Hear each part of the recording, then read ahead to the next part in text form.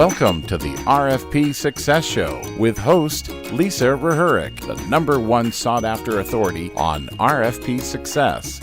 Each week, we bring you information, strategies, or resources to help you win more business through RFPs and have a little fun doing it. Let's get this week's episode started. Welcome to the RFP Success Show, where we connect you to strategies and resources to help you win more RFPs. I am your host, Lisa Rehurik, the #1 sought-after authority on RFP success and passionate about helping small businesses win at business. So welcome to the episode. This is going to be one of my favorite episodes because Arlene Pederson, who is a very good friend of mine, and I could talk about RFPs and RFP graphics for days and days and days. She is our fabulous guest today. She is the founder and owner of Be Freaking Awesome. I mean, come on. How can you get a better company name than that? I love that so much. And she is a branding and messaging expert. So we're going to talk today about what you need to do to brand yourself in your RFPs. We're going to talk a lot about graphics and we're going to talk a lot about messaging. So welcome, Arlene. Thank you, Lisa. I'm super excited to be here and just a little excited that you said it's going to be your favorite show. I know, right? Not to take it away from all my other guests. I'm like, ooh, maybe I shouldn't say those things. I feel a lot of pressure now, too. That's so funny. Well, I always get so excited for my guests, and especially ones that I know so well. And you and I have known each other for a long time, and we've had a lot of conversations about branding and messaging. And, you know, early in the days of my business, I know how hard that was for me to figure out branding and messaging for my own business. And now that I'm doing the RFPs, I know all of my clients struggle with this. So why do you think people struggle so much with figuring out what their messaging is when truly it's their business? They should know these things, but we all seem to struggle with it. Why do you think that is? Really, because they're too close to it to begin with.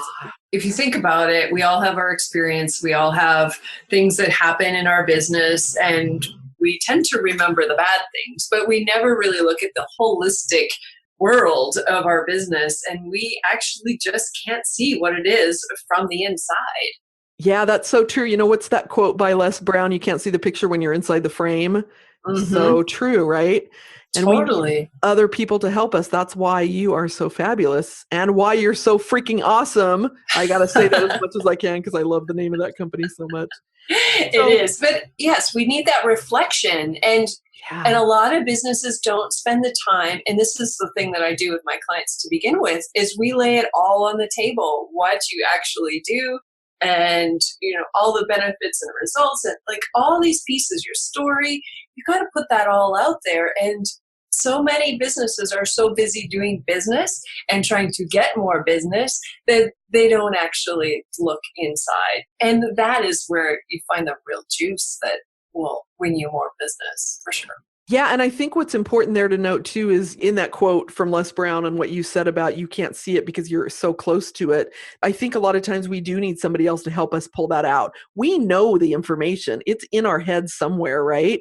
But that magic that you bring in is to help pull that out of people and take what they know already and maybe highlight it in a better light, because sometimes doesn't it feel like we're like, oh, I'm ashamed? Do you find people that are ashamed to say too much about themselves, or we don't want to toot our own horns? Oh, totally. I grew up with that for sure, with people around me talking about, well, but you can't be doing that, or that's just showing off or whatever. I think it's a huge part of it for whatever reason. Yeah, a lot of people just don't go there about what they're really, really up to and how good they are. And that's the reason why I rebranded as Be Freaking Awesome, especially with these construction companies and these different architecture companies, because they're doing this thing every day. They may have like a really humble office, but they have this whole world of clients and all these amazing things that they've done, but they are not owning it. And they haven't maybe shifted their exterior environment to really reflect their growth and development and success within the business. It doesn't feel different, but they really are. Yeah. And, you know, I know you and I have had this conversation a lot over the years, right? Of like some things that are so easy and obvious to us are not easy and obvious to somebody else. And so don't you think that comes into play too, is that we're like, that's not that big of a deal. That comes really easy to me. And so you don't see it as something that sets you apart. Exactly. Yeah. Yep. We definitely have skills that other people don't, and vice versa, for sure. I love it. I love it. All right. So before we dig into some more questions, let's talk a little bit about your background, because you actually have a big background in corporate RFPs. Like, you've done a lot of RFPs on the corporate side of things, and you know a lot about RFPs. But tell us about just your background and your history and what got you where you are today. When I moved to Tucson, I got involved in the development and construction architectural world, and it's just sort of rippled. I think I started working for an architecture firm, and they needed one thing or another, and then I ended up doing their RFPs, and then I worked with construction companies that they were linked together, and development, and it just sort of snowballed. It was really all about seeing how awesome they were and helping them hone their message, because it's so important. It is so important. Yeah, because it can get lost really easily, right? Especially in a written document. I mean, it's hard enough for us to speak about ourselves, but in a written document, well, let's talk about that actually. Like, what do you think the difference is between that conversational piece versus an RFP? You don't work just solo in RFPs by any means, just so my listeners are aware. Arlene is a magical, beautiful branding and messaging consultant in all areas of your business, but she does have expertise in the RFP world too. So Arlene, can you talk a little bit about the difference between having to speak your message versus having to write it, and having somebody that you don't have an opportunity to speak to reading that and getting your message across? Yeah, it's a lot about the energy. In a conversation you and I are having, we can have a certain energy. And when someone's looking through RFPs that have been submitted, it's like one after the other, and it's words, and it's trying to get as much out as possible to show how awesome you are, and everybody's doing it, and it can be a lot to digest. Right? A lot to digest. A lot of words.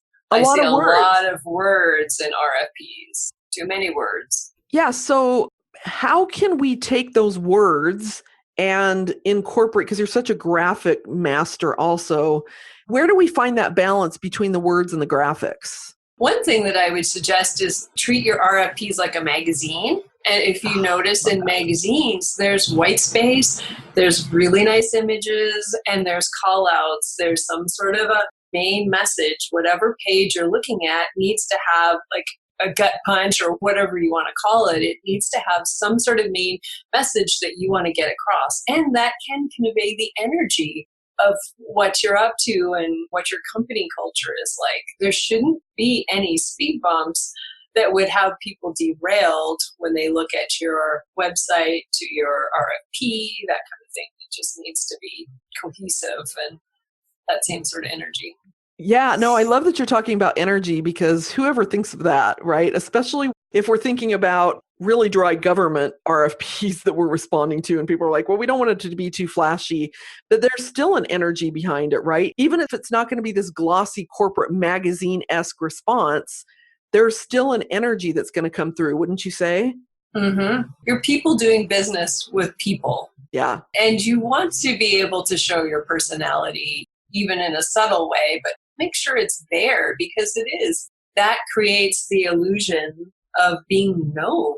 Like, that connects you, and people make emotional decisions. There's still a logic that they have to base it, back that decision up with, but people are going on a feeling more than anything. Right. That person that's reviewing it is human, A, and B, even if they're tied to a very tight scoring tool, they're giving you points for what's in there. But wouldn't you say, when you talk about that emotion piece, they're still tying the emotion to how many points they're giving you? I mean, whether they feel like you're answering it to the right degree, there's an emotion involved when they're making that decision, wouldn't you say? Totally. Yeah. And I think it's like 73% of decisions are made subconsciously. Don't quote me on that, but I know it's above 50. That's really great. I should look that up, because that's huge. And let's just talk about the cover page. So let's say you've got somebody that's listening that's like, look, we're a small company. We're bidding on a government RFP. We don't want it to be flashy. What can they do visually without spending a lot of money?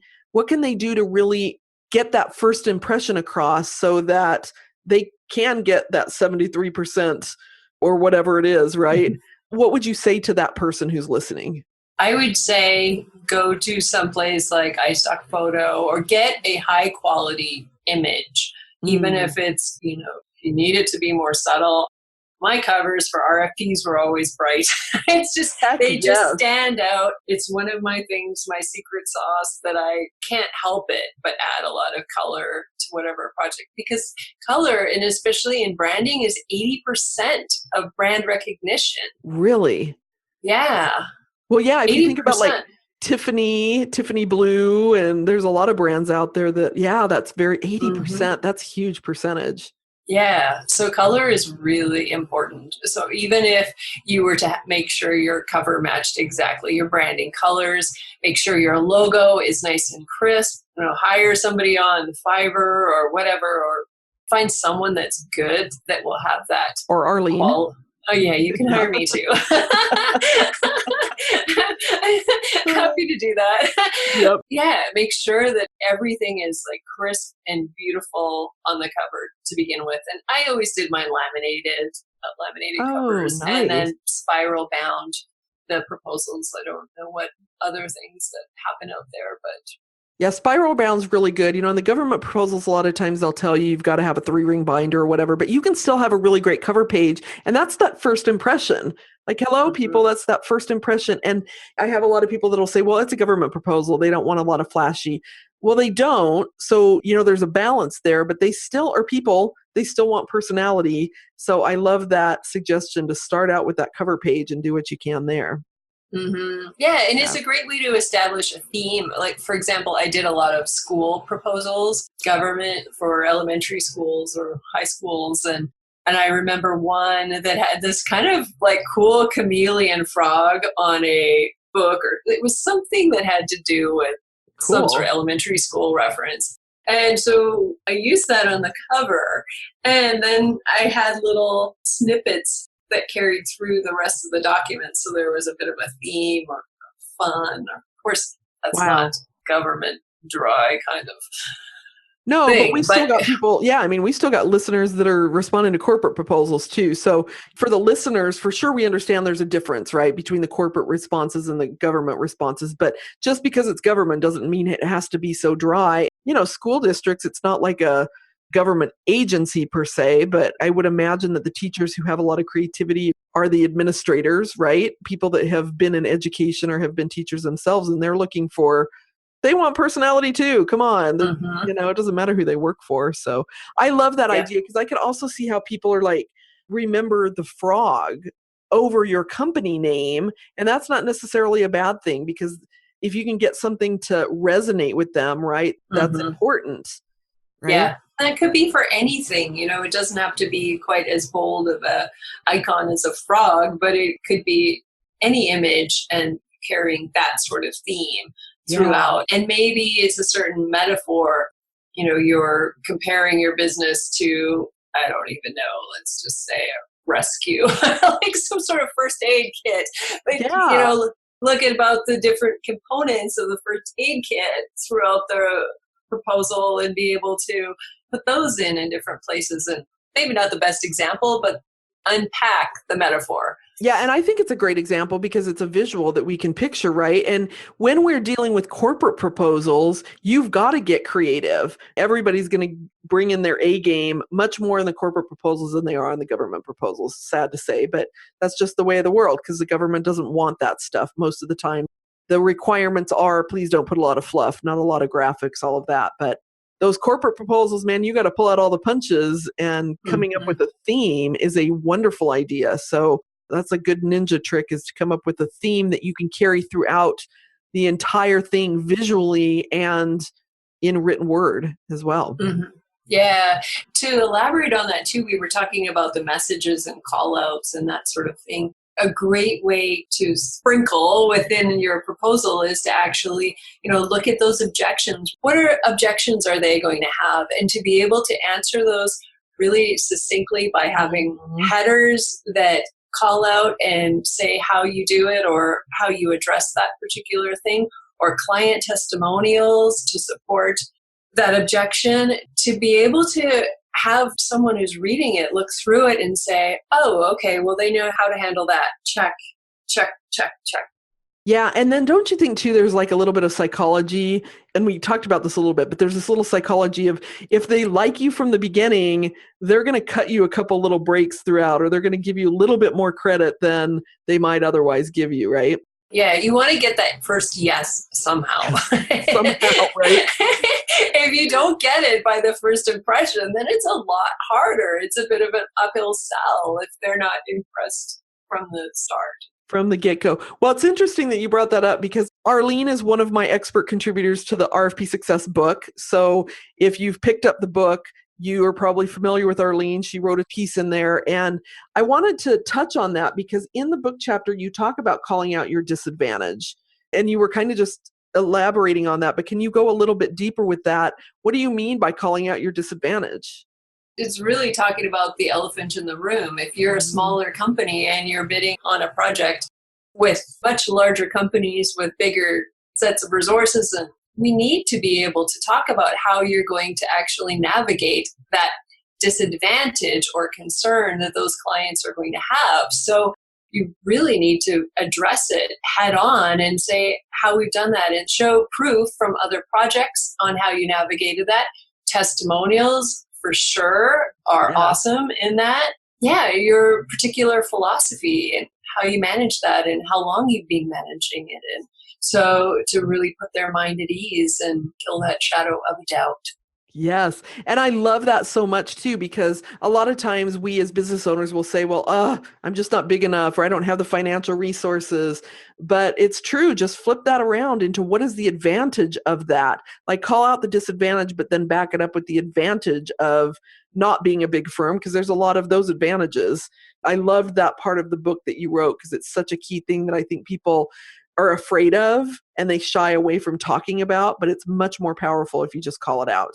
Mm-hmm. And, chances are you may or may not be including those ancillary resources that you will be using. Chances are they have a ton of skills and qualities that would look really good in your proposal as well. So highlight them as part of your team also. And I always used to put a face if you're showing your key players or point of contact, put a face, an image with their bio, and same thing with those ancillary resources. Include them in so it feels like a cohesive team and not just we're going to do it and then there's these other people over here or these other companies. So really leverage their expertise as well. Yeah, that's beautiful. I can't imagine anybody not being excited to see pictures of the team that they would be working with. If they've never met you, especially with some of these government proposals, I mean, they're just going off of what's written, that smiling face. I mean, don't put a mugshot up there. Exactly. And this is one thing that I do too. For everything I do, I pick images that I feel good looking at. That make me feel good. So if someone doesn't have a shot that doesn't make you feel good, use something else. Yeah, exactly. It's funny because I do a lot of work in the healthcare arena and they tend to put gross, dry healthcare shots in there that are not of people, but they're like of the Capitol or they're like of some financial resource. And I'm like, nobody cares about that. Like put some people pictures in there, something that makes you feel good. And it's a really great point, Arlene, is to, think about the person on the other end who's reading it. How do you want them to feel and match your images to that, the pictures that you choose out of stock photos for that. Yeah. Great. Yeah. I think I talked about digestible chunks. Probably I have to find a better name for that term because it sounds kind of gross. But it's true, right? Yes. We really do need, really feel compassion for those people who are reading your proposals and don't have paragraphs that are 14 or 15 lines deep and, Yuck. like really break it up and make it succinct. And so it's so much easier for them to actually go through it. Yeah, if you're reading your own proposal back, people, and you're bored, I've got news for you. The reviewers are going to be bored, and you're one of 3 or one of 5. So great point on that. We've talked a little bit about different ways to make responses stand out, but I think you might have talked about this in the book about creating powerful headlines. What do you mean by that? Bold statements, either about your philosophy, how you approach the project, or even if value engineering saved our client $100,000 Nice. on this project. Something like that goes back to those key points that they're concerned about and those things that they really desire. If you're on time, on budget. Huge. Right? Like we are 93% on time, on budget with our projects. Look at those things that they really want to see and be able to accentuate the positive. Accentuate the positive. What's interesting about what you said was there were some quantifiable pieces in there, right? If you can put some quantifiable numbers to it and don't just say, we're always on time and on budget. Clients want a little bit of proof there. As you're saying, Arlene, give them that percentage. Even if you have to say approximately, if you can't figure out exactly, that's okay too. Or we're over 90% or something like that to give it that meat that somebody can really sink their teeth into. Yeah. Do you find too that the clients who are reading the RFPs, do you feel like it's really important for them to have follow through even after the contract is over, or to have people still be around? Is that something? What do you mean by that? Can you elaborate a little bit more there? Well, I'll take it back into the construction industry that I'm most familiar with for that. You build a building, your contract is complete, and then 6 months to a year later, the building needs attention or something happened. Yes. Would that be important for a lot of people to show that you're around or available? I absolutely think so. Because don't you think that that's part of your brand? Like in a lot of ways, wouldn't you say that's part of your brand, is that my brand is not just we're here and we're done, but we're going to, touch base with you to make sure. I mean, that could be a great value proposition, wouldn't you say? I would say so. And that's an interesting thing too about branding itself, is that it does create instant credibility. And a company who is well branded, that really says a lot of things like, hey, I believe in our services. 2, we're going to be around for the long haul. And 3, we're professional. Like you can really count on us, as opposed to someone who isn't well branded and doesn't have the right look and feel and words and that sort of thing. It's so much credibility. It really is. And I have a follow-up question there, but before I go there, here's what I want to say about logos that I know that I am speaking on behalf of you, Miss Arlene, when I say this, is that if you're a small business and you really want to be taken seriously and you're bidding on these things and you have a logo from Fiverr or you have a logo that you built yourself, it's not going to give you credibility and it will take away from your credibility. It benefits you to spend a little bit of money to get a professional logo because that is your branding. That's one of the first things that they're going to see about you. Also, please don't have a Gmail account. Like, be freaking awesome at gmail.com. Well, you can have that, but please don't use that, right? You want it to be at befreakingawesome.com, right? So with all of that, Arlene, let's just take a big step back and say, even what is branding? Like, how do you define branding? My idea of branding is quite vast.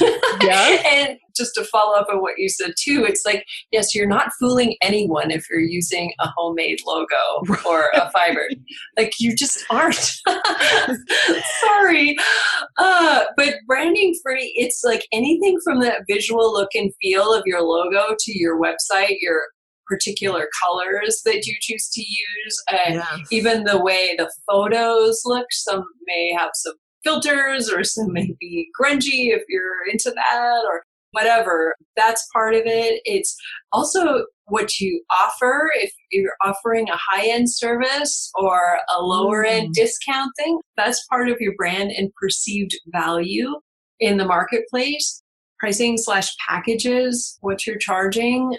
Even your story, why are you doing what you're doing is part of your brand. It's the whole energy There's that word again, energy. It is energy. Are you the kind of company that has the energy of trust and being grounded and like someone being able to really know that everything's taken care of? Or are you someone that is really looking for higher energy? You want to put yourself out there and kind of like you'd work with me, Right. like bigger or expansive, lots of energy, whatever it is. So, and it even goes to your company culture and words that you use and the way you sign your emails. And, It's huge, right? All encompassing is huge. what I'm hearing. Yeah. Yeah, it's the foundation. It's really the expression of the foundation of your business. Yeah. And when you're responding to an RFP, you're bringing your brand into play. That's the first thing. And people will make a judgment about your brand right out of the gate, especially if they don't know you. And there will be people on that evaluation team that don't know you. Yeah. Right? Yeah. If you've read any of Malcolm Gladwell's book, he talks about snap decisions and thin slicing and how we we take a small little bit of information and we make a whole lot of judgments about it. And that's why sometimes you don't get a second chance after a bad first impression. Yeah, it's so true. And I want to say one more thing too, for people that are listening that are like, what are you guys talking about when you keep talking about Fiverr? There's a website called Fiverr, Fiv, as in Victor, ERR, so 2 R's at the end. And you can go out there and you can get some graphic design done. You can get some things done and it's really inexpensive. So that's what we keep talking about because there's a lot of people in the small business arena that use Fiverr for their logos. And, every now and then you'll get a logo that looks good, but they tend to repurpose the logos because the logos are like $10 or $20 and they're repurposing things. So you just have to be careful. And what Arlene's talking about here is she's saying, look, your branding is all encompassing. And as soon as somebody opens up that RFP and starts reading, your branding comes into play, whether it's your logo, whether it's the cover page, whether it's the first sentence that you say, that all makes a difference. And that's what I'm hearing you say. Is that correct, Arlene? Mm-hmm. And it's like you get what you pay for. You're right.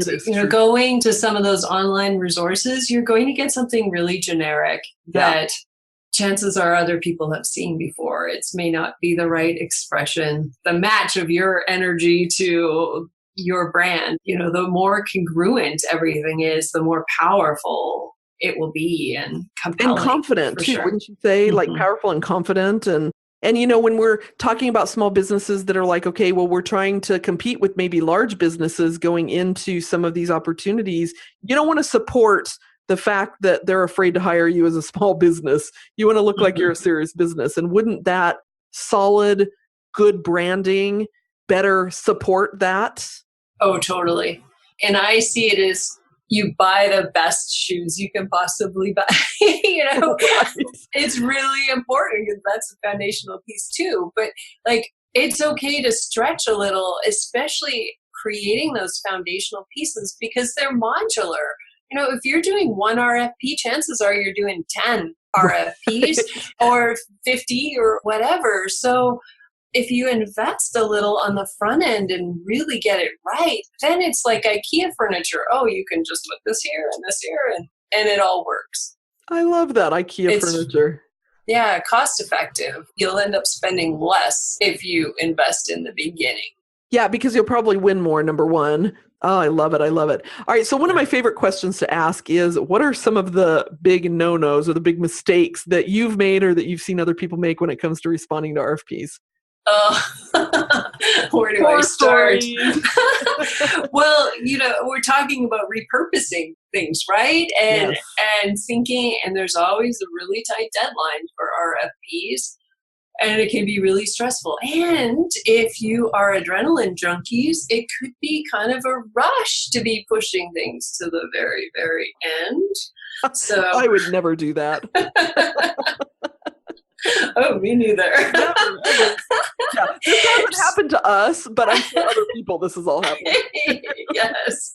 We're totally always do things right off the start.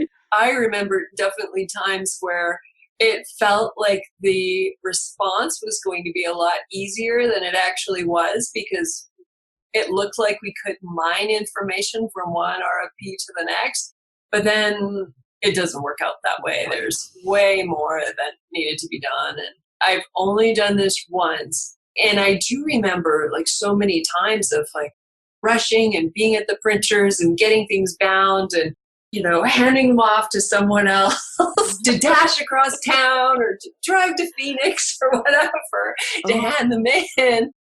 There's only one time, and I was doing 2 proposals for different companies. I don't know if it was for the same. I'm pretty sure it wasn't for the same thing, but the timing was really tight, and I didn't get one done. We were 20 minutes late, and it was just, my heart sank. I felt so bad. It's heartbreaking. And I will tell you that there's probably not one person listening to this podcast that hasn't been through that. I think we've all been there and had that moment of it just didn't get in on time, and it's heartbreaking.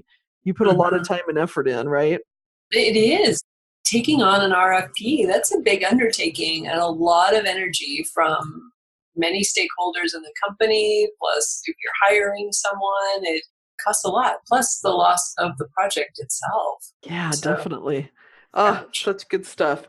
Another question. What are your top 3 tips for helping people really stand out with their messaging or their branding or whatever that looks like in proposals? What are your top 3 tips?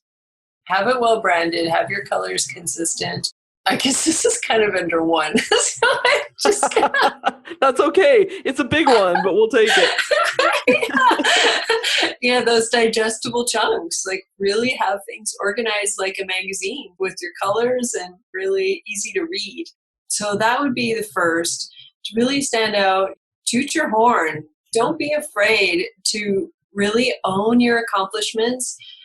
Like it would be really advantageous for your team and write a list of all your accomplishments and what you've created. Like do an inventory of your success before you start your RFPs to really get present to what wins and what challenges that showed up that relate to this particular RFP. Like that just shifts the energy and context in which you're creating it as well, especially with your team. That's really great.